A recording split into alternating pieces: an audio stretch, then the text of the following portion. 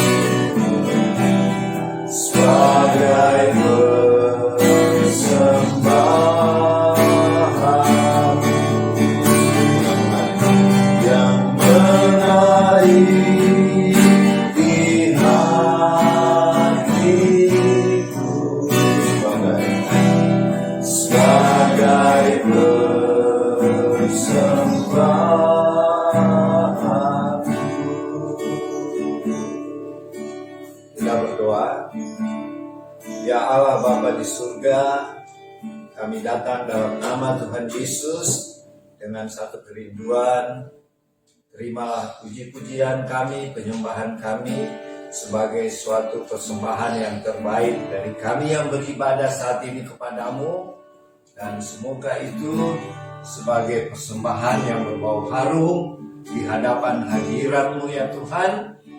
Dan kami percaya di atas puji-pujian Israel, yaitu Israel rohani, yaitu kami di akhir zaman ini, Tuhan bertakhta di atas puji-pujian kami.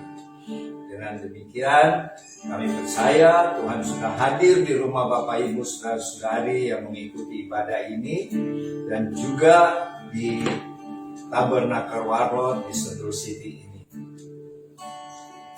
Jadilah kiranya ibadah dan perjamuan kudus keluarga Warlot Ministry di dalam nama Allah Bapa, Anak dan Roh Kudus, yaitu di dalam nama Tuhan Yesus yang telah mengajar kami berdoa bersama. Bapa kami yang ada di dalam sorga, dikuduskanlah nama-Mu. Datanglah kerajaan-Mu, jadilah kehendak-Mu di bumi seperti di sorga. Berikanlah kami pada hari ini makanan kami yang secukupnya, dan ampunilah kami akan segala kesalahan kami, seperti kami juga mengampuni orang-orang yang bersalah kepada kami. Dan janganlah membawa kami ke dalam pencobaan, tetapi lepaskanlah kami dari segala yang jahat. Karena Engkaulah yang mempunyai kerajaan dan kuasa dan kemuliaan sampai selama-lamanya, di dalam nama Tuhan Yesus. Amin.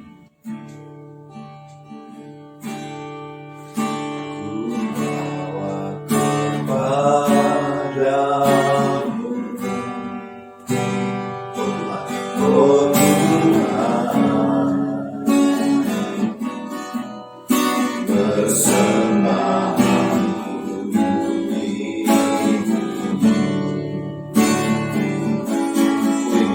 Ku ingin Engkau menerima korban syukurku melalui pujian.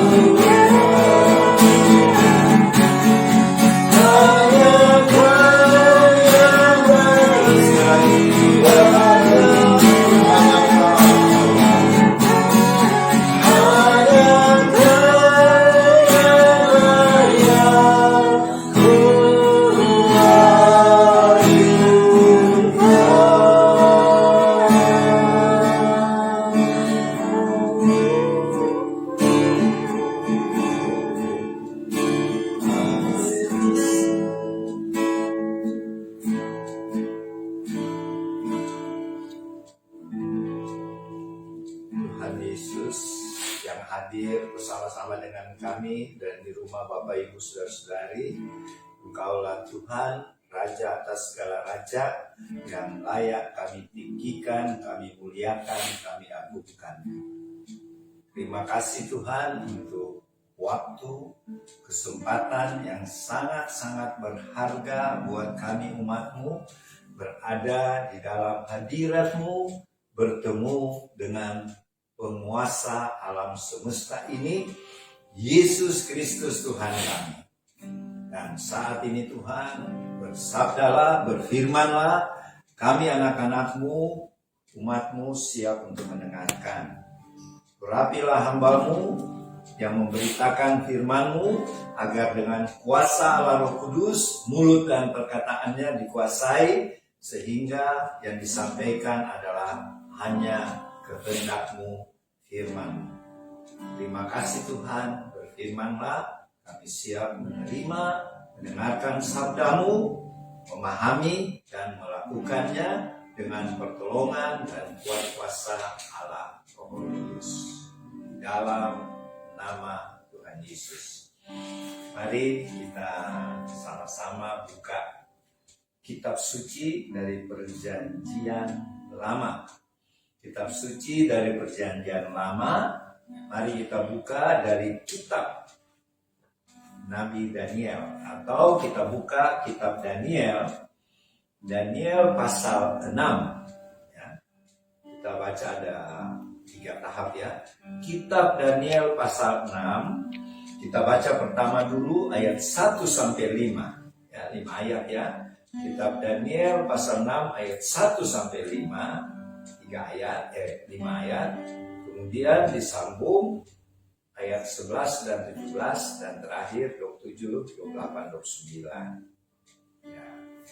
Mungkin Devi bisa baca ya, catatan kitab Daniel pasal 6 ayat 1 sampai 5 ya. Kemudian lanjut ayat 6, gak usah, langsung 11 dan 17, terus 27 sampai 29. Lihat saya catat, Anda bisa hafal. Daniel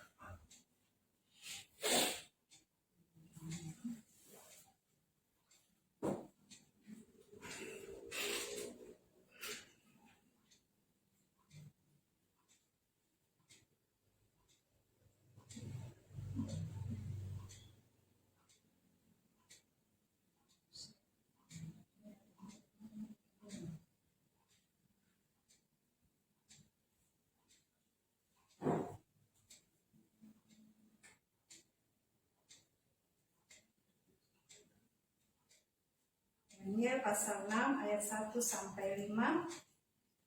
Darius orang Media menerima pemerintahan ketika ia berumur 62 tahun. Lalu berkenanlah Darius mengangkat 120 wakil raja atas kerajaannya. Mereka akan ditempatkan di seluruh kerajaan. Membawahi mereka diangkat pula 3 pejabat tinggi, dan Daniel adalah salah satu dari ketiga orang itu. Kepada merekalah para wakil-wakil raja harus memberi pertanggungan jawab supaya raja jangan dirugikan.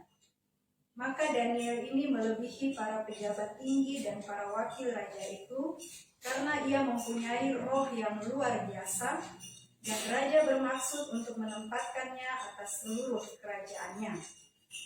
Kemudian para pejabat tinggi dan wakil raja itu mencari alasan dakwaan terhadap Daniel dalam hal pemerintahan, tetapi mereka tidak mendapat alasan apapun atau sesuatu kesalahan, sebab ia setia dan tidak ada didapati sesuatu kelalaian atau sesuatu kesalahan padanya. Kemudian ayat 11 dan 17, ayat 11, demi didengar Daniel bahwa surat perintah itu telah dibuat, pergilah ia ke rumahnya. Dalam kamar atasnya ada tingkap-tingkap yang terbuka ke arah Yerusalem. 3 kali sehari ia berlutut, berdoa serta memuji Allahnya seperti yang biasa dilakukannya. Kemudian ayat 17, sesudah itu raja memberi perintah, lalu diambillah Daniel dan dilemparkan ke dalam gua singa. Berbicaralah raja kepada Daniel, Allahmu yang kau sembah dengan tekun, dialah kiranya yang melepaskan engkau. Kemudian ayat 27 sampai 29, bersama ini kuberikan perintah bahwa di seluruh kerajaan yang kukuasai orang harus takut dan gentar kepada Allahnya Daniel, sebab dialah Allah yang hidup, yang kekal untuk selama-lamanya. Pemerintahannya tidak akan binasa dan kekuasaannya tidak akan berakhir. Dia melepaskan dan menolong dan mengadakan tanda dan mujizat di langit dan di bumi. Dia yang telah melepaskan Daniel dari cengkaman singa-singa. Dan Daniel ini mempunyai kedudukan tinggi pada zaman pemerintahan Darius dan pada zaman pemerintahan Kores orang Persia itu. Oke. Ya, Bapak Ibu, saudara-saudari dan adik-adik yang dikasih Tuhan, kita berbicara tentang Nabi Daniel, ya. Dan kisah ini kalau di Alkitab tertulis ada dia punya judul Gua Singa. Nah ini kalau kita dari kecil sudah biasa mendengar kisah ini dari guru-guru sekolah minggu kita, yaitu Daniel di Gua Singa. Malah ada lagunya, gimana lagunya? Daniel di Gua Singa. Oh itu Yunus itu. Tidak, gitu. Daniel di Gua Singa. Pom pom pom. Yunus di perut ikan. Mereka selamat karena percaya Tuhan. Itu yang Opa masih ingat ya. Ini sekolah minggu Opa di keluarga Pikauli di Makassar dulu. Di belakang rumah wali kota, waktu itu wali kota Pak Tompo ya. Di belakang rumahnya itu ada keluarga Piko 5 bukan Pikauli ya, Piko 5. Disitulah Opa sekolah minggu, lagu itu Opa masih ingat. Daniel di Gua Singa, pom pom pom. Yunus di perut ikan, mereka selamat karena percaya Tuhan. Jadi gini Bapak Ibu saudara-saudari, mungkin keadaan kita masih mendingan kalau dibandingkan Daniel di Gua Singa. Karena ada peribahasa Indonesia gini ya, hidupnya bagai sebutir telur di ujung tanduk. Jadi kalau itu tanduk goyang, jatuh telurnya pecah. Ya, itu berarti itu hidup dalam keadaan gawat. Tapi Daniel bukan gawat lagi, bukan lagi seperti telur di ujung tanduk, tetapi Daniel itu seperti berada di mana? Jurang maut. Karena sisa singa-singa itu buka mulut, makan dia, habislah riwayat. Jadi kalau kita bawa dalam keadaan sekarang, jadi Alkitab itu up to date ya. Mungkin kayak saudara-saudara kita di mana? Di Ukraina. Mereka bukan lagi di ujung tanduk. Sewaktu-waktu jatuh modal, habis. Ya. Mereka juga berada di jurang maut. Teman-teman, saudara-saudara kita di Ukraina.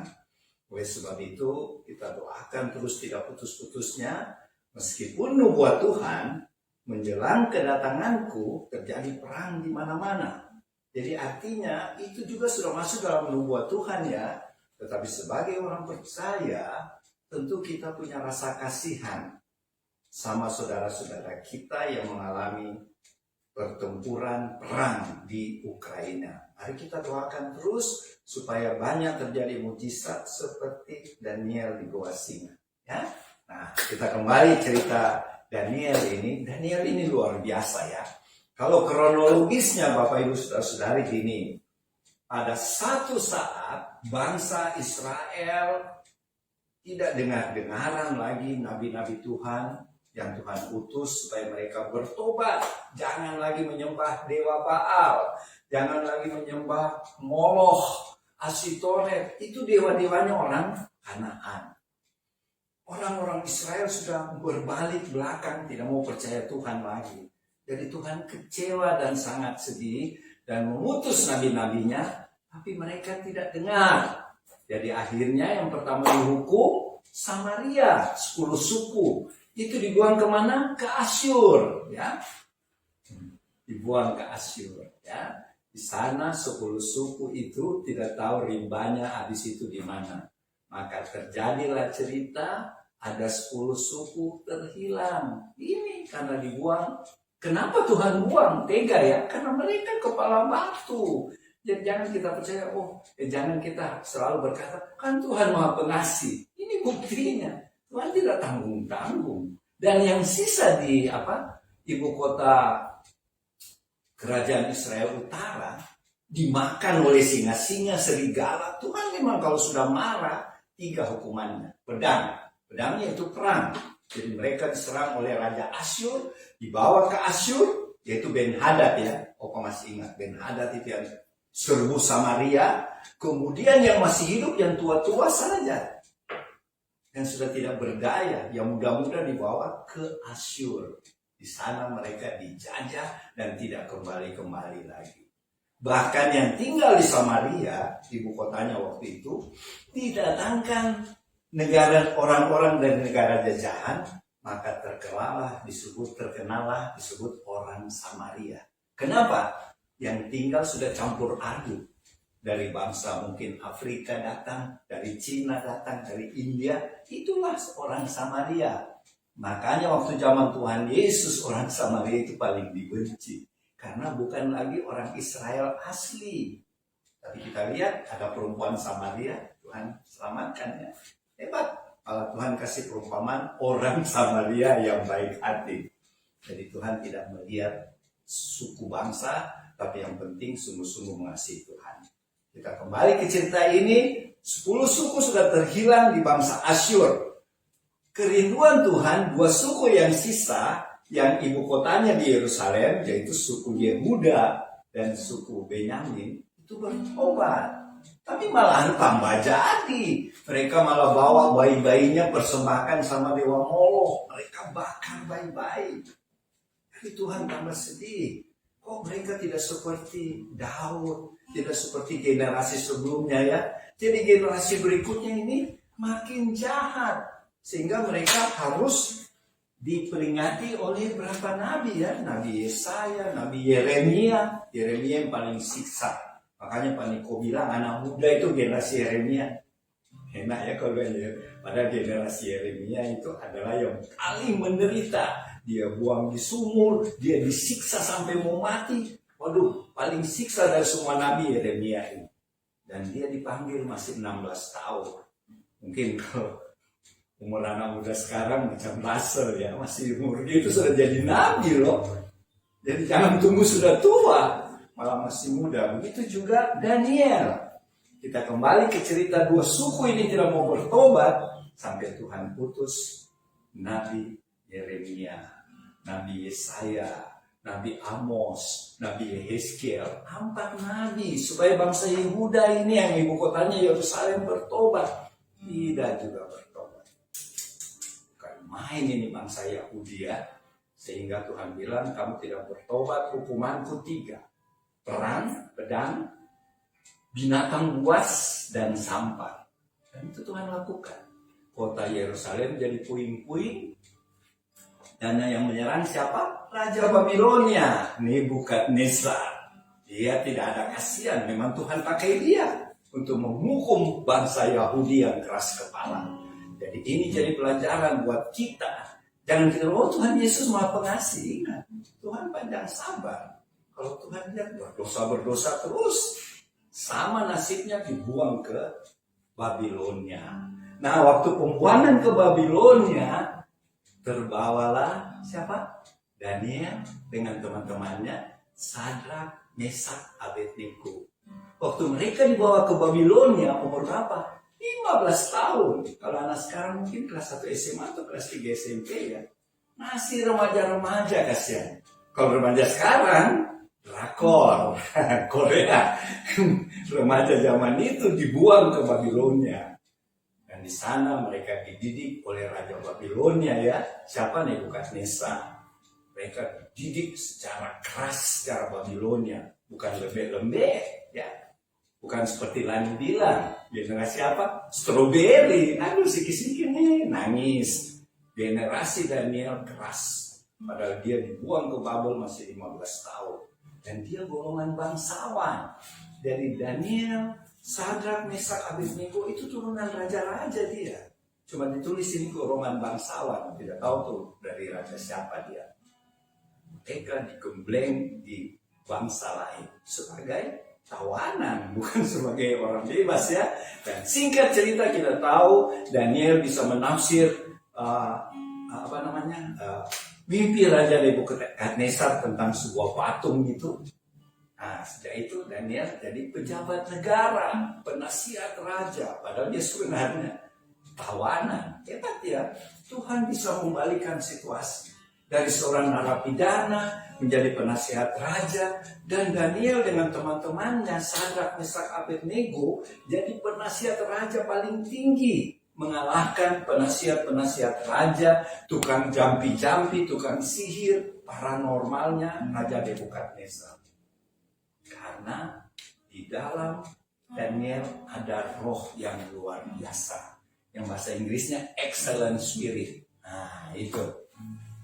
Dan setelah Raja Nebukadnezar diserbu oleh Raja Media Persia, sesuai mimpinya Daniel ya, tentang binatang-binatang yang muncul dari laut itu. Jadi maksudnya setelah kerajaan Babilonia, itu patung besar, muncul kerajaan Media Persia. Nah, pembacaan kita ini tadi yang kita baca di masa zaman Media Persia. Yang rajanya kita baca siapa? Darius. Darius itu naik tahta 62 tahun. Belum tua ya, jadi raja. Dan pada waktu itulah Daniel bersama 2 orang lain, jadi 3 penasihat raja, menasihati 120 wakil-wakil raja. Karena pada waktu itu kerajaan Media Persia, karena mengalahkan Babilonia, Nebukadnezar, dia seperti penguasa dunia. Jadi seperti kalau sekarang mungkin seperti bangsa Amerika lah. Negara adijaya, negara superpower. Jadi di zaman Daniel, negara pertama superpower Babilonia. Kemudian Babilonia dikalahkan oleh Media Persia. Ini zaman Daniel. Jadi dia sudah melayani Raja Babilonia. Sekarang lagi Daniel melayani Raja Media Persia, yaitu Darius yang kita baca tadi. Nah, dan begini, Bapak Ibu Saudara-saudari, meskipun dia sudah menjadi pejabat tinggi, tapi kebiasaannya, ritual itu bagus. Kadang-kadang kita bilang, oh ritual saja. Tidak, Daniel ritual, tapi dia dengan sungguh-sungguh menghadap Tuhan 3 kali sehari. Padahal dia pejabat tinggi negara. Dia punya kesibukan luar biasa. Mungkin kalau sekarang kayak Pak Luhut ya, sudah Menko. Itu jabatannya Daniel. Sudah paling sibuk di dunia. Tapi dalam satu hari 3 kali dia menghadap Tuhan dengan sungguh-sungguh. Ya, berdoa. Nah itu dia disebut tadi di ayat berapa itu, Daniel memiliki excellent spirit, memiliki roh yang luar biasa. Ya, pada ayat 4 yang dibaca tadi, dan dia punya apa itu? Selain itu dia sebagai penasihat raja, kalau sekarang mungkin perdana menteri ya, dia bisa memberikan nasihat sama raja tepat. Jadi secara profesional, secara pekerjaan dia cakap sekali. Dia nomor 1 di kerajaan yang waktu itu menguasai dunia. Jadi kalau sekarang mungkin dia nomor 1 di Amerika. Hebat ya. Daniel hebat. Padahal dia masih remaja, pemuda. Tapi Tuhan tidak pakai nanti tunggu tua dulu. Tapi Daniel memang dipakai terus sampai berapa generasi sampai dia tua. Ya. Tapi dia mulai dipakai sejak remaja oleh Tuhan ya. Jadi jangan ada orang bilang, oh waktu muda-muda senang-senang dulu, nanti tua baru bertobat. Salah ya. Daniel saja masih remaja, pemuda dipakai Tuhan. Kemudian karena Raja Darius melihat Daniel ini luar biasa nasihatnya nomor 1 ya. Raja Darius berniat mengangkat dia sebagai wakilnya. Jadi semua penasihat raja yang lain di bawah Daniel. Nah ini yang membuat kecemburuan. Makanya yang tadi dibaca Devi, para pejabat negara ini bersekongkol. Ya, mereka mengajukan, ayo kita buat satu undang-undang. Kita ajukan ke Raja Darius. Yaitu barang siapa menyembah Allah lain selain menyembah dewa-dewa orang Media Persia atau menyembah Raja Darius, kalau mereka tidak menyembah itu akan dihukum mati. Itu di mana? Waktu itu hukum matinya di mana? Dibuang ke Gua Singa. Gua Singa itu di zaman Media Persia itu satu lubang kayak sumur, dan di bawah itu singa-singa yang kelaparan. Sengaja tidak dikasih makan. Supaya kalau ada orang dihukum mati bisa dibuang di Gua Singa, hancurlah dimakan-makan oleh banyak singa ya, bukan 1 ekor. Banyak singa itu di Gua Singa. Kenapa dikatakan gua? Karena dia seperti gua lah, tapi dia ke bawah, bukan ke samping ya. Jadi Bapak Ibu Saudara-saudari, para pejabat yang iri sama Daniel, mereka menyusun satu undang-undang yang seperti tadi saya katakan, barang siapa yang menyembah Allah lain dan tidak menyembah dewa-dewanya orang Media Persia, tidak menyembah Raja Darius, dihukum mati. Dan mereka bawa undang-undang ini, peraturan ini ke Raja Darius. Karena tujuannya untuk Daniel. Jadi busuk sekali ya. Jadi di pejabat negara juga ada mafia ya pada zaman itu. Dan singkat cerita, Raja Darius yang tidak tahu dia diperdaya, dia tanda tangan. Ya kalau sekarang tanda tangan, kalau dulu stempel cincin raja. Berlaku itu undang-undang, siapa yang menyembah Allah lain masuk Gua Singa. Nah, berhasillah pejabat-pejabat negara dengan rencananya yang licik dan busuk. Tujuannya kepada siapa? Daniel. Karena mereka iri, Daniel mau diangkat jadi wakil raja. Dan singkat cerita Bapak Ibu Saudara-saudari, adik-adik, mereka mengintip, mengamat-amati, memonitor Daniel dengan alasan supaya nanti ditangkap. Dan mereka memang melihat Daniel dapat itu peraturan, tapi dia tidak takut. Oke, kalau saya menyembah Allah lain, saya dihukum mati, saya dibuang Gua Singa. Kalau mungkin kita jadi Daniel, sudahlah, Tuhan mengerti kok, daripada saya dibuang di Gua Singa, jangan deh, nanti saya melanggar ini peraturan. Tapi Daniel full integrity, penuh integritas. Apa itu penuh integritas? Tidak mau kompromi dengan dosa. Dia jujur, dia tulus, dia takut akan Tuhan. Daripada raja dia takut. Dia lebih takut sama Tuhan Yesus ya. Sini kita belajar sikap karakter Daniel. Meskipun dia di negeri jajahan, yang menjajah bangsanya, dia lebih takut Tuhan. dia tetap 3 kali sehari berdoa menghadap Tuhan. Inilah yang dilihat oleh pejabat-pejabat negara, dan mereka melapor ke Raja Darius. Raja Darius, ada yang sudah melanggar. Kau punya penasehat, yaitu Daniel. Ya, Raja Darius sadar. Oh, ini kamu ya. Kamu perdayai saya ya. Dan kita baca di ayat selanjutnya, Raja Darius berusaha sekuat mungkin supaya Daniel lolos. Tapi tidak bisa. Dia sendiri yang bikin peraturan. Jadi ini pejabat negara mendorong terus dia, Raja Darius. Raja tidak bisa. Raja kan yang sudah bikin peraturan. Padahal bukan inisiatifnya raja ya. Ingat, itu inisiatif dari pejabat-pejabat negara yang korup, yang iri, yang mau Daniel mati. Di sini kita belajar, Bapak Ibu, saudara-saudari, termasuk anggota warlot. Bukan berarti kalau kita ikut Tuhan, bukan berarti Daniel sudah ikut Tuhan mulus-mulus saja. Banyak orang kira, oh sudah ikut Tuhan, aman kok. Belum tentu ya.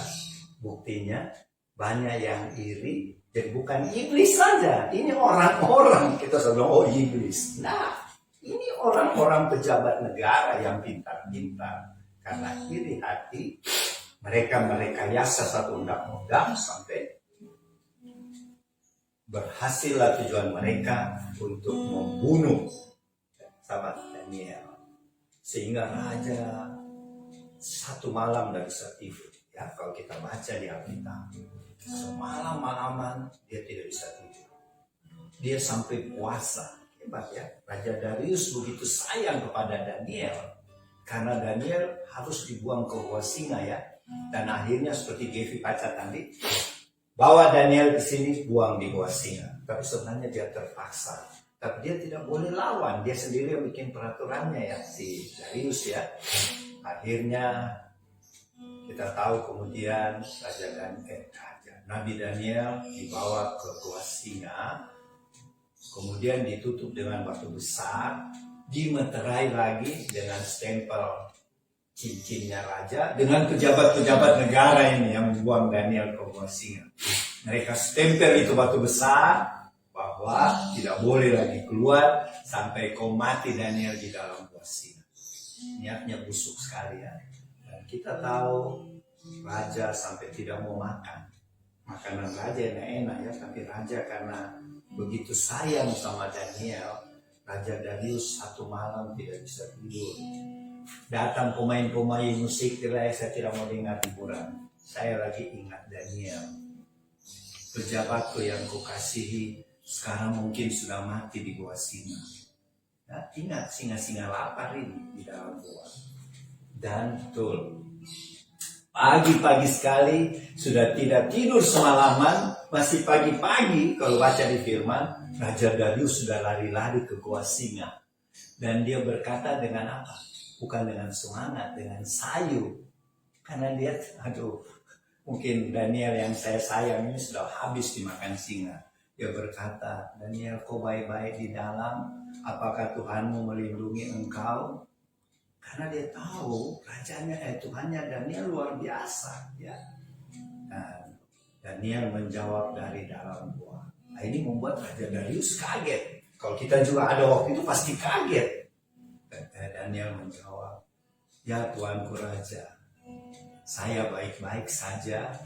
Dan kalau kita lihat di gambar-gambar ya, Tuhan telah mengutus malaikatnya melindungi saya yang tidak bersalah.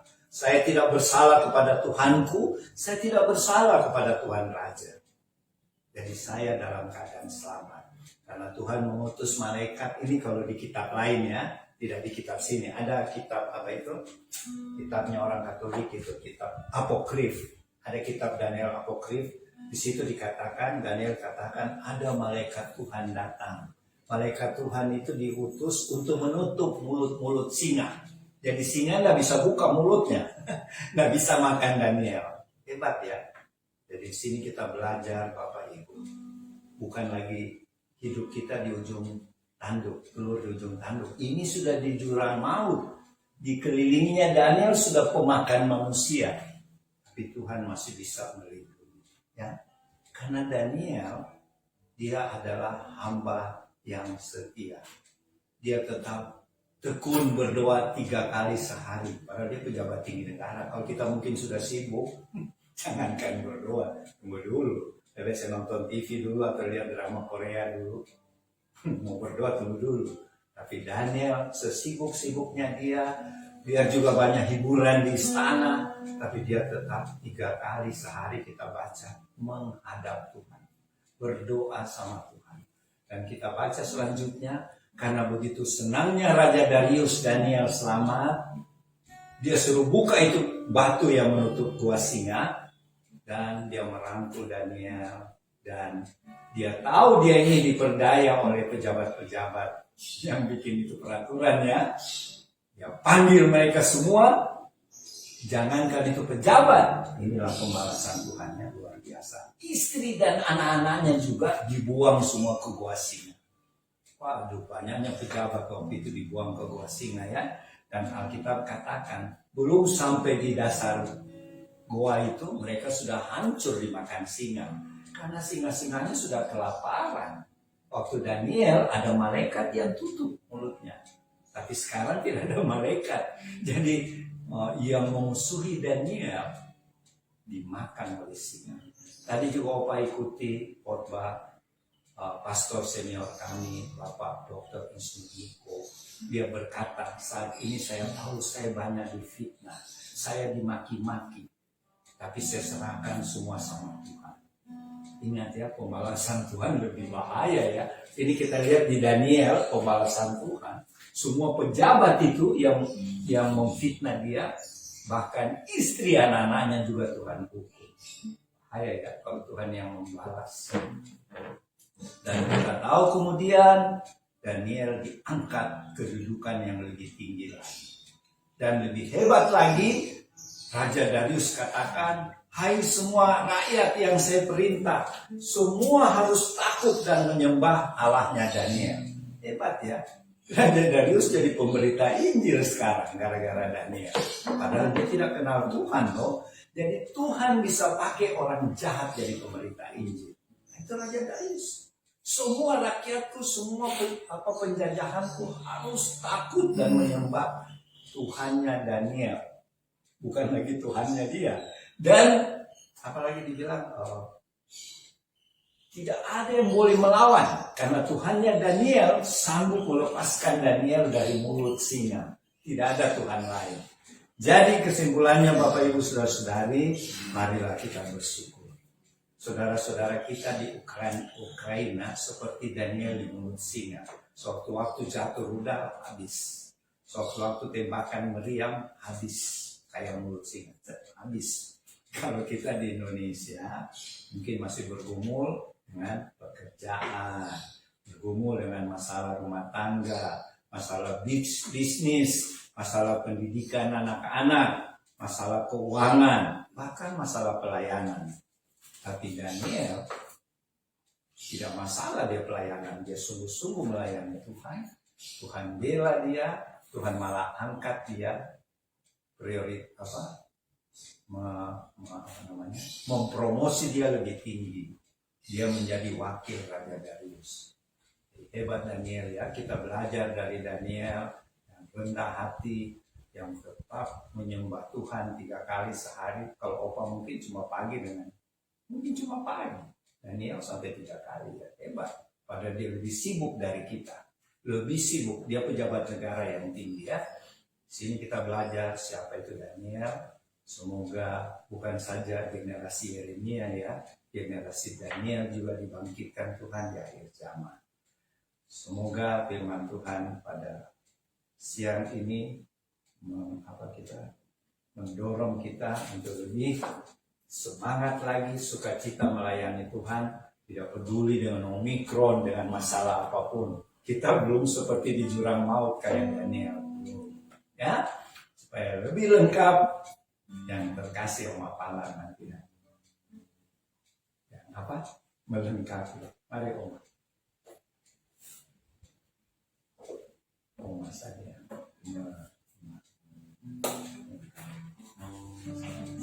Ya,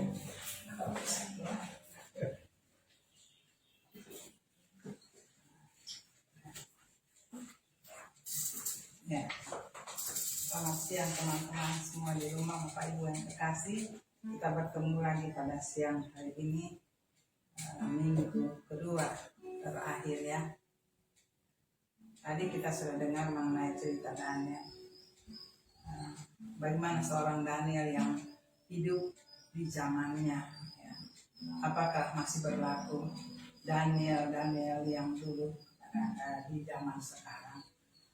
Kalau untuk saya, wah, Daniel yang dulu masih ada, masih berlaku di zaman kita. Tapi mungkin dalam perbedaan zaman dan perbedaan juga masalah yang dihadapi. Daripada dasarnya bagaimana Daniel menunjukkan kuasa Tuhan, hidup Tuhan di dalam dirinya. Itu yang kalau kami ambil, saya ambil benang merahnya ya.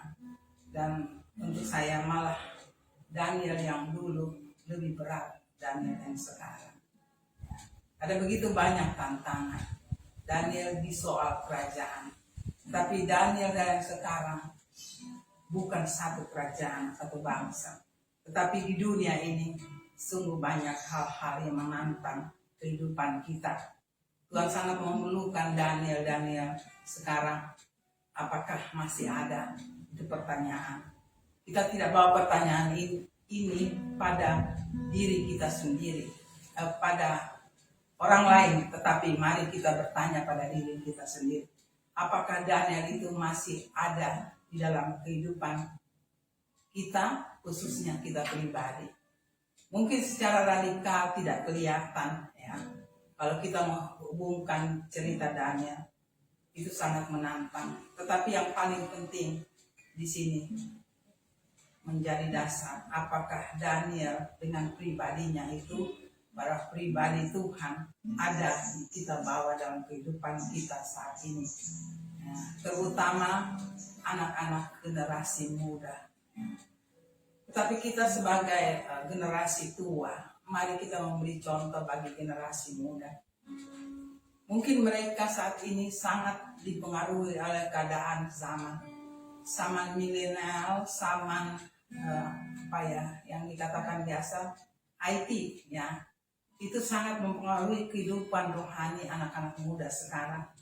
Tetapi bagaimana tantangan kita membuat kami sebagai generasi tua membawa kehidupan Tuhan pada generasi muda. Itu tantangan yang sangat berat, karena sangat berpengaruh di kehidupan pada akhir zaman ini. Kita membuat sebagai generasi tua, membuat suatu pendapat, suatu hal-hal yang baru. Tidak mendapat tidak menjadi hal-hal yang lama untuk dibawa ke sekarang. Karena itu mungkin kita katakan itu hal-hal yang lama, tidak akan sama. Itu benar, tetapi yang bisa lebih baik bagaimana hal-hal di dalam Tuhan itu yang perlu ditingkatkan ya. Karena itu tidak dimakan oleh waktu. Tidak ada zaman waktu yang lama dan sekarang. Hidup dalam Tuhan, di dalam Tuhan itu harus lebih lagi. Daniel yang dulu dikatakan 3 kali dia menghadap Tuhan. Tapi kalau dibahasakan dengan bahasa sekarang, bagaimana hidup kita sesudah kita seperti Daniel, dia dalam menghadap Tuhan. Malah lebih radikal lagi sekarang, hidup kita yang kita bawa adalah Tuhan. Orang melihat Tuhan di dalam kehidupan kita, baik generasi tua atau generasi muda. Itu yang paling penting sekarang. Bagaimana kita menggambarkan hidup kita, orang lain melihat kita, melihat Tuhan di hidup kita. Ada sikap, tutur kata kita. Segala apa yang kita pikirkan itu keluar melalui kehidupan dunia ini sekarang. Itulah Daniel yang sangat dituntut oleh zaman sekarang. Kita tertantang, baik generasi muda atau generasi tua. Ya. Nah, sekarang kita tahu bahwa iblis mau menerkam generasi muda. Mereka mau patahkan generasi muda. Tetapi dasarnya adalah dari generasi tua. Mari kita generasi tua untuk menyatakan pada generasi muda, hidup di dalam Tuhan. Seperti Daniel yang lalu, itu yang paling penting. Kita intim dengan Tuhan. Kita dekat dengan Tuhan. Dan Tuhan sudah ada. Sedikit lagi kita akan memperingati perayaan Paskah. Bagaimana Tuhan memberikan dirinya untuk hidup di dalam kita. Kita adalah gambaran Tuhan di dalam setiap langkah kehidupan kita. Dunia melihat itu. Itu yang kalau saya baca di dalam firman hari ini, itu yang paling penting. Kita seperti Daniel, menggambarkan hidup kita. Ya, tanpa kita berkoar-koar, tanpa kita mengatakan, dunia sudah melihat kita lebih dulu. Orang itu tidak tahu. Orang itu ada sesuatu. Karena saya hubungkan dengan ministry kita adalah supernatural. Itu supernatural itu yang kita harus bawa di dalam hidup kita. Baik yang generasi tua atau muda. Supernatural ada Tuhan sendiri. Mereka baru melihat. Kita belum bekerja di suatu ladang, di suatu pekerjaan, di suatu kelompok yang ditugaskan Tuhan. Tapi kita sudah menyiapkan diri kita seperti Daniel. 3 hari sekali. Tapi kata untuk generasi sekarang adalah keintiman kita dengan Tuhan. Karena Tuhan sudah menggambarkan dirinya. Dia ada di dalam kita. Itulah Daniel sekarang yang Tuhan ingin. Di mana kita ditempatkan, mereka sudah melihat kita lebih dulu. Singa, sekarang untuk di zaman Daniel adalah singa. Tapi zaman sekarang adalah iblis. Dia tahu tingkat-tingkat kehidupan anak-anak Tuhan khususnya. Ada di situ grade yang Tuhan berikan. Sekarang kita tidak melihat lagi pendeta, seorang hamba Tuhan, seorang yang diurapi Tuhan. Tuhan mau seluruhnya hidup di dalam Tuhan. Ada gambaran Tuhan di dalam dirinya. Apakah dia seorang gembala? Apakah dia seorang nabi? Apakah dia seorang hamba Tuhan yang dekat dengan Tuhan? Tuhan tidak melihat di situ, tapi Tuhan mau kita sebagai wakil Tuhan di dalam dunia ini. Perlihatkan Daniel sekarang di dalam kehidupan dunia. Karena iblis tidak memilih lagi orang yang dekat Tuhan. Tapi dia memilih siapa yang pengikut Tuhan, itu yang menjadi inceran. Singa sekarang yang dikatakan singa waktu Daniel, tetapi sekarang yang dikatakan anak iblis. Saya sekali lagi, iblis tidak memilih lagi tempat. Di sana ada si A hamba Tuhan, ada si B, ya pendeta ini, pendeta itu di satu tempat. Tetapi sekarang iblis punya sasaran adalah anak Tuhan. Nah sekarang kita tertantang, bagaimana kemuliaan Tuhan itu kita bawa di tempat kita masing-masing. Kita belum bertindak pun, tapi mereka sudah lihat kita, sudah tertarik dengan kita. Bukan karena kepintaran kita, bukan karena kehebatan dunia kita, bukan karena kekayaan kita, tetapi Tuhan yang memperlihatkan di dalam si A, di dalam si B, di dalam anak Tuhan. Aku menampakkan diri Tuhan Yesus. Aku baru berada di situ, belum bekerja, tetapi membawa sesuatu yang berguna bagi Tuhan. Saya sedikit tekankan, bukan karena ilmu. Kadang-kadang kita sudah di dalam Tuhan, kita merasa ilmu yang kita pelajari itu sudah tidak ada artinya. Kalau orang pada tingkat tertentu hidup keintiman dengan Tuhan, rasanya sekian tahun kita mencapai ilmu, mencari ilmu, tidak ada artinya. Bukan berarti kita tidak kerja, bukan berarti kita tidak usah cari ilmu.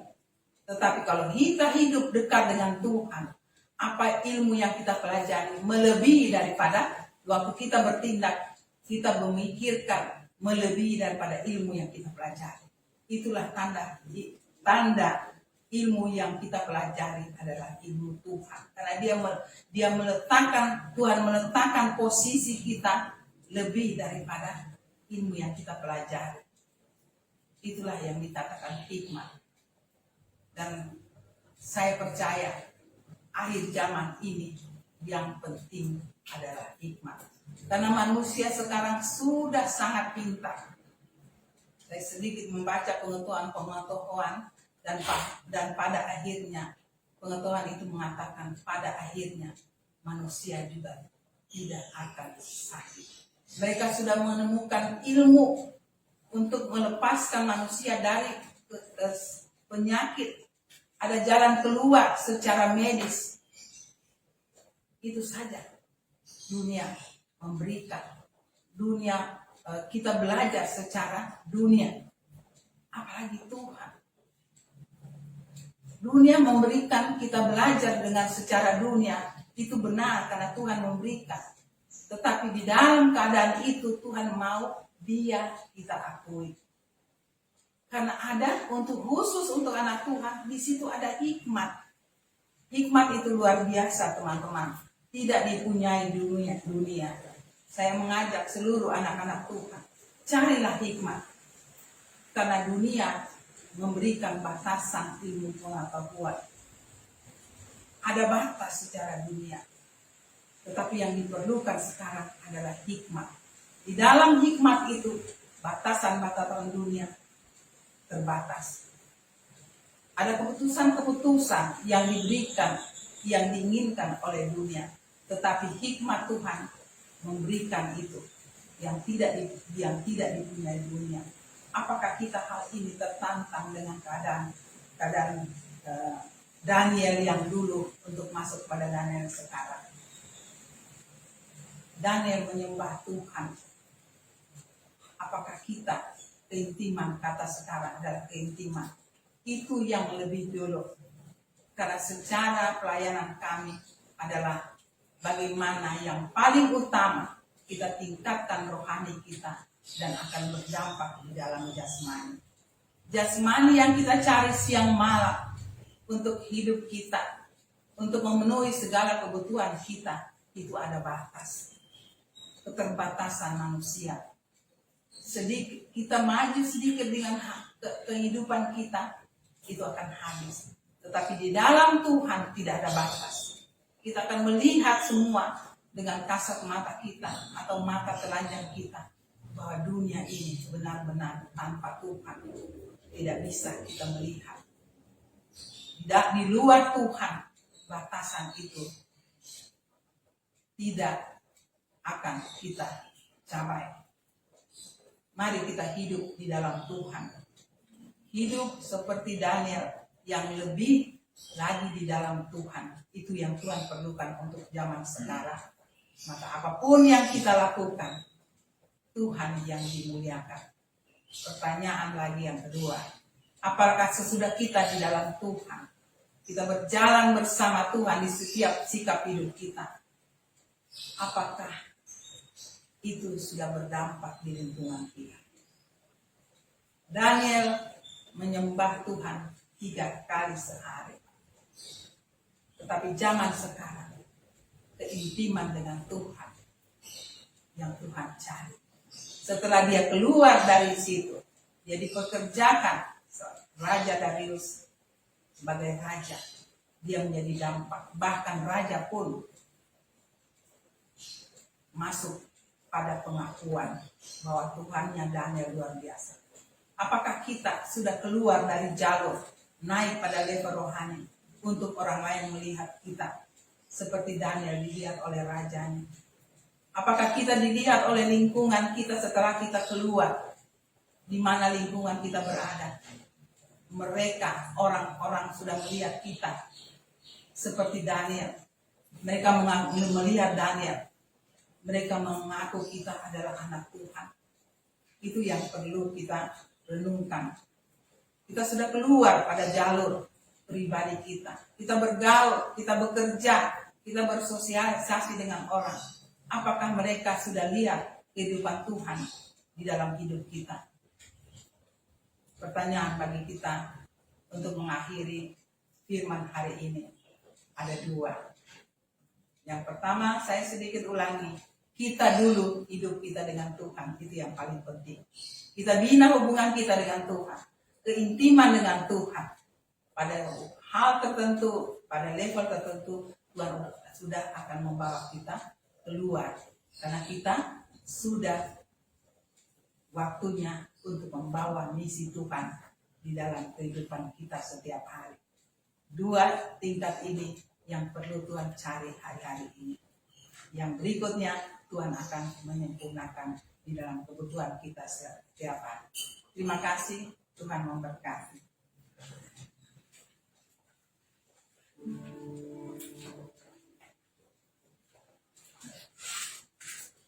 Oke, terima kasih Oma sudah memberkati. Sekarang kita masuk perjamuan. Ya, kita masuk perjamuan kudus. Kita berdoa dulu ya untuk persiapannya ya. Mari kita berdoa.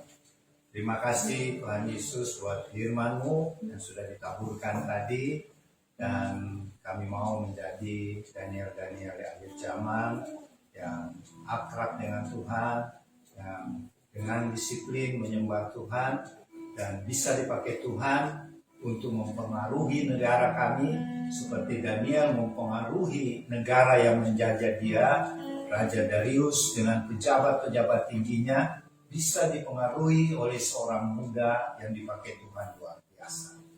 Terima kasih Tuhan, kami percaya Tuhan Yesus tidak berubah. Kalau dulu Tuhan pakai Daniel di zaman itu, Tuhan munculkan lagi Daniel-Daniel di masa kini dalam versi yang berbeda tetapi dengan inti yang sama. Terima kasih firman-Mu, dan sekarang kami mau melakukan perjamuan kudus untuk taat pada perintah firman-Mu. Berkatilah hosti anggur yang dipakai Bapak Ibu Saudara-saudari di rumah, atau mungkin juga berupa biskuit, teh, atau anggur, dan semua yang bisa mewakili hosti dan anggur. Kiranya Tuhan memberkati dan memutuskan di dalam nama Tuhan Yesus. Amin.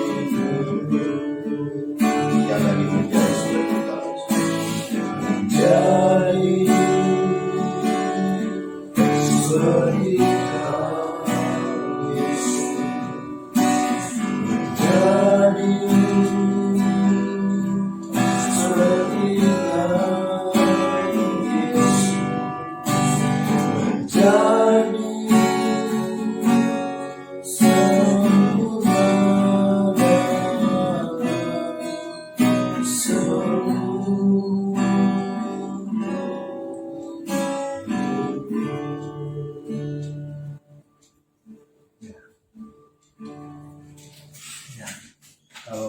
Ibu saudari di rumah, posting ada ayat-ayat firman Tuhan, silahkan dibaca ya. Saya punya Matius 5 ayat 4. Berbahagialah orang yang berduka cita karena mereka akan dihibur. Di situ berduka cita, yang Yesus katakan di waktu bukit, berbahagia atau diberkati ya, bahasa aslinya blessed, atau diberkatilah orang yang berduka cita karena mereka akan dihibur. Maksudnya kalau kita melihat ketidakadilan, kejahatan seperti sekarang terjadi perang di Ukraina, kita berduka cita. Itu yang Tuhan bilang, kita diberkati. Kita susah, kita berduka cita melihat ketidakadilan, melihat kekejaman, kejahatan. Kita wajar kalau berduka cita. Oke, lanjut apa lagi? Amsal 24 ayat 10. Jika engkau tawar hati pada masa kesesakan, kecillah kekuatanmu. Kekaitan sama mama. Perhubungan masalah, kalau kita tawar hati di sini tidak beriman, kita akan lemah ya. Oke. Mama. Ulangan 24 ayat 24. Sebab Tuhan Allahmu adalah api yang menghanguskan, Allah yang cemburu. Ya. Kita ingat bahwa bangsa Israel begitu tidak menyembah Tuhan, dia menghanguskan bangsa Israel, maksudnya dia menghukum. Dia bisa menghanguskan dalam arti dia seperti api ya, dan juga karena dia adalah cemburu. Memang di kitab Ulangan atau apa itu, malah nama Tuhan disebut, namaku adalah cemburu. Jadi cemburu di sini adalah cemburu yang kudus ya. Tuhan cemburu jangan sampai kita menyembah iblis, kita menyukai dosa. Makanya dia Allah yang cemburu, dia akan menghanguskan kita kalau tidak bertobat ya. Nah, obat ini yang terakhir, Roma 8 ayat 8. Mereka yang hidup dalam daging tidak mungkin berkenan kepada Allah. Inilah yang hidup dalam daging, artinya lawannya tidak hidup dipimpin oleh roh. Jadi Tuhan menganjurkan kita semua, marilah kita seperti Daniel yang dipimpin oleh roh Tuhan. Ya, kita percaya di Tunggal, Allah Bapa, Tuhan Yesus, Roh Kudus. Kalau kita hidup dipimpin Roh Kudus, kita tidak mungkin hidup di dalam daging. Kita tidak mungkin hidup di dalam dosa ya, itu artinya. Khusus buat teman-teman Marlot, marilah kita hidup dipimpin oleh Roh Kudus dan selaras dengan firman Tuhan. Mari kita angkat posti dan dengarkanlah firman Tuhan yang saya baca dari Lukas 22 ayat 19 dan 20. Tuhan Yesus mengambil roti, mengucap syukur, memecah-mecahkannya, dan memberikannya kepada murid-muridnya. Kata Tuhan Yesus, inilah tubuhku yang diserahkan bagi kamu. Perbuatlah ini menjadi peringatan kepadaku. Mari kita responi. Terima kasih Tuhan Yesus buat pengorbananmu di kayu salib di Bukit Golgota. Oleh karyamu yang mulia, kami sudah memperoleh anugerah hidup yang kekal, keselamatan, dan anugerah tubuh jasmani kami yang sehat, kuat, tidak ada sakit penyakit, dan jiwa kami dipenuhi damai sejahtera, sukacita. Terima kasih Tuhan Yesus. Mari kita makan di dalam nama Tuhan Yesus.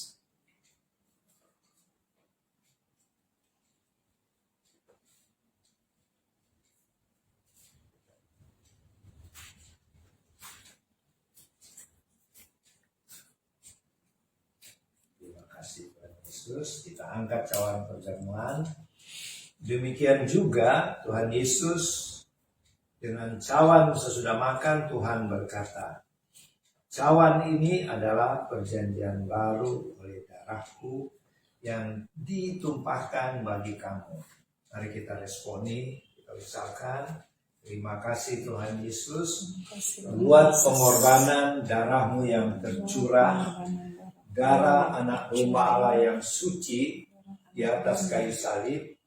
Oleh darahmu yang kudus, kami sudah dimeteraikan menjadi warga kerajaan surga, dimeteraikan menjadi duta-duta kerajaanmu untuk memberitakan Injilmu, memenangkan jiwa-jiwa bagi Tuhan Yesus dengan memakai hikmat dan kuasa Roh Kudus.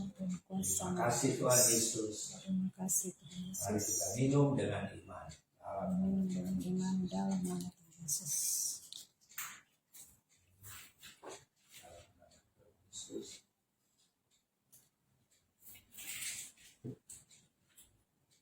Ada yang didoakan jadi di situ ada.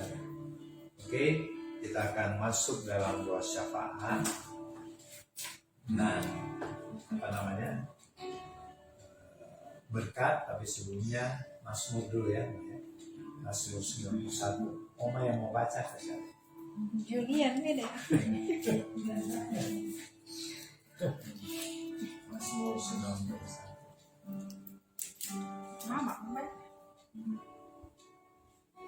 Mama, ya. Mazmur 91. Tidak yang di Alkitab saja. Itu versi Warok. Karena yang versi Alkitab. Versi Warok seperti berdoa.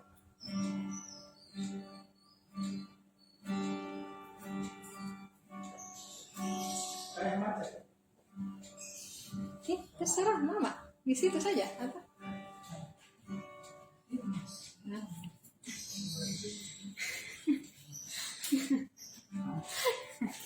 Mari kita membaca dari Mazmur 91. Dari kami bawa dalam versi intinya sama tapi dalam versi Warok ya. Mazmur 91. Kami sekeluarga yang duduk dalam lindungan Bapa Sorgawi yang Maha Tinggi dan bermalam dalam naungan Tuhan Yesus yang Maha Kuasa akan berkata kepada Tuhan, tempat perlindungan kami sekeluarga dan kubu pertahanan kami, Allah kami, Tuhan Yesus Kristus yang kami percayai. Sungguh Tuhan Yesuslah yang melepaskan kami sekeluarga dari jerat penangkap burung, dari penyakit sampar yang busuk. Dengan kepakmu, Roh Kudus, Tuhan kami, Engkau melindungi kami.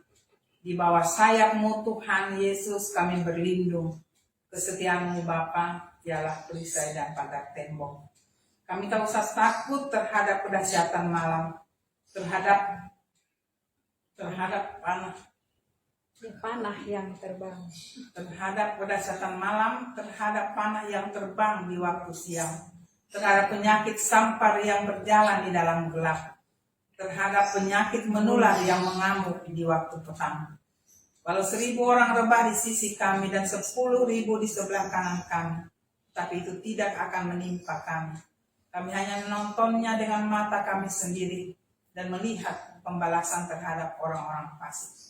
Sebab Tuhan Yesus ialah tempat perlindungan kami. Bapa Sorgawi yang Maha Tinggi, kami buat menjadi tempat pertolongan kami.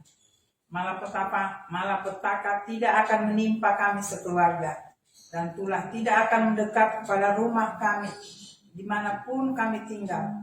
Sebab malaikat-malaikatmu, Tuhan, akan diperintahkan olehmu kepada kami untuk menjaga kami di segala jalan kami. Malaikat-malaikatmu menatang kami di atas tangan-tangan mereka, supaya kaki kami jangan terantuk kepada batu.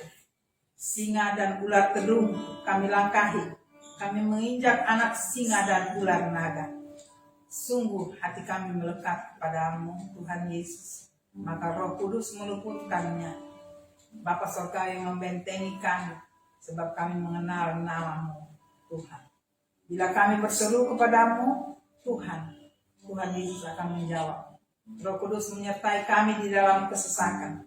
Tuhan Yesus, Juru Selamat kami, akan meluputkannya dan memuliakan kami. Dengan panjang umur Tuhan Yesus, Gembala yang baik kami, mengenyangkan kami, dan Tuhan Yesus sudah memperlihatkan kepada kami keselamatan daripada Tuhan. Kita angkat pujian sebelum doa syafaat. Saat kami Rohmu bekerja, ajar kami memuliakan nama-Mu. Kala hati kami mulai menyembah, berkat-Mu atas kami Tuhan, berkat-Mu atas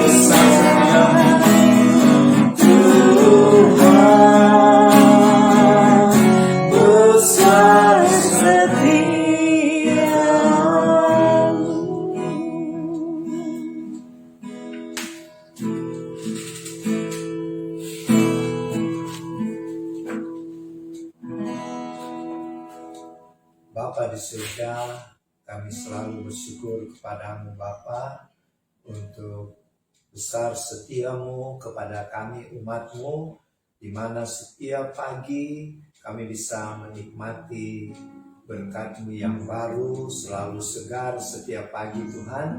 Dan kami bersyukur di siang hari ini juga, karena kasih setia Tuhanlah kami sudah boleh menyelenggarakan ibadah dan perjamuan kudus keluarga Warlord Ministry. Berkatilah ya Bapak, Bapak Ibu, saudara-saudari, adik-adik yang sedang mengikuti ibadah dimanapun mereka berada, baik di tempat tinggal masing-masing ataupun yang sedang di dalam perantauan karena pekerjaan, karena bisnis yang harus dikelola, dan juga mungkin karena pendidikan sehingga terpisah dari orang tua, dari keluarga yang dikasihi. Kami percaya Tuhan, rahmat-Mu yang baru setiap pagi itu menghibur kami semuanya. Bagi yang berada dalam keadaan sakit, oleh bilur-bilur Tuhan Yesus sembuh. Yang karena Omikron, oleh kuasa-Mu Tuhan Yesus, kesembuhan terjadi. Penyakit apapun yang dialami, diderita, bilur-bilur Tuhan Yesus menyembuhkan. Tuhan, begitu juga yang sedang berada dalam masalah pekerjaan, bisnis yang lagi menurun, Tuhan tolonglah agar pekerjaan kembali bisa normal dan bisnis kami bisa omsetnya kembali lagi naik, bahkan akan menimbulkan keuntungan. Karena bagi-Mu Tuhan tidak ada perkara yang mustahil. Bagi teman kami yang sedang menjalankan kafe di Bogor yang omsetnya sedang menurun, Tuhan tolonglah agar omsetnya bisa naik kembali dan keuntungan bisa diperoleh. Tuhan, begitu juga di dalam masalah pelayanan Warlord, Tuhan tolong di dalam masalah pelayanan yang kami hadapi. Kami percaya Tuhan, seperti Daniel, Tuhan tolong kami meskipun sudah berada di ujung tanduk, bahkan di jurang maut sekalipun, Tuhan bisa menolong, melindungi, dan membebaskan kami. Terima kasih Tuhan. Kami serahkan rencana-rencana pelayanan Warlord hari ini, besok, dan di masa-masa mendatang ke dalam tangan Tuhan. Persiapkanlah kami, jadikan kami unity, sepakat untuk sama-sama melayani Tuhan, melayani sesama kami yang memerlukan pertolongan sesuai dengan karunia, dengan talenta yang Tuhan berikan kepada kami masing-masing. Kami doakan bangsa dan negara kami, berkatilah pemerintah kami, Bapak Presiden Jokowi sekeluarga, Wapres Maruf Amin sekeluarga, semua pejabat militer, kepolisian dan sipil, Tuhan berkati sehingga bangsa kami dalam keadaan aman. Dan berkatilah event yang sedang berlangsung di Mandalika saat ini, di mana dihadiri oleh Bapak Presiden yang merupakan daya tarik wisata bagi bangsa kami, sehingga kami mohon Tuhan MotoGP yang terjadi di Mandalika saat ini menjadi sukses dan muncul juara-juara dunia baru yang dihasilkan di sirkuit Mandalika di Nusa Tenggara Barat. Berkatilah pemerintahan di Nusa Tenggara Barat, berkati semua rakyat di sana dan para peserta MotoGP yang sedang berlangsung saat ini. Terima kasih Bapak.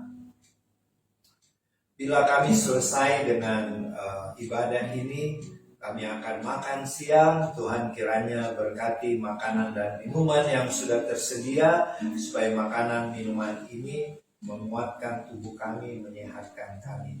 Kami doakan juga saudara-saudara kami di Ukraina. Tuhan tolonglah mereka yang kehilangan anggota keluarga mereka karena menjadi korban peperangan. Tuhan hiburkan, dan yang berada dalam keadaan luka-luka, sakit, kiranya Tuhan sembuhkan. Dan Tuhan gerakanlah hati Presiden Putin dan Presiden Zelensky untuk duduk di dalam meja perundingan sehingga terjadi perdamaian bagi bangsa Rusia dan bangsa Ukraina ini. Dan selanjutnya Tuhan, kami mau menerima berkat-berkat daripada-Mu. Kiranya berkat-berkat yang berlimpah-limpah dari Allah Bapa di sorga, di dalam anak-Mu Tuhan Yesus Kristus, dan persekutuan dengan Roh Kudus yang indah dan manis mulai turun pada saat ini sampai Tuhan Yesus datang di angkasa dan kita semua mengalami pengangkatan. Berkat ini turun di dalam nama Tuhan Yesus. Semua yang percaya sama-sama katakan amin. Terima kasih.